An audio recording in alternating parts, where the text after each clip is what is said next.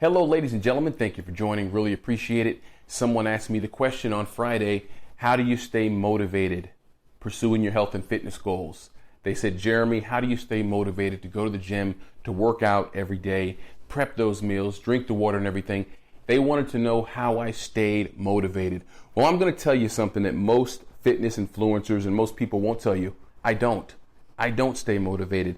There are a lot of days when I don't feel like doing it. There are a lot of days when I don't feel like prepping the meals, which I'm about to go do. There are a lot of days when maybe I don't feel like getting that workout in. But here's the thing. Focus on the goal of what you want to accomplish. Focus on that goal. And then the motivation can come and go. Keep your eyes on the goal. And if you have a time when you're not motivated, so what? Then you're not motivated that day. Ride it out and get back on the horse the next day. Hope this has been informative. Have a nice day.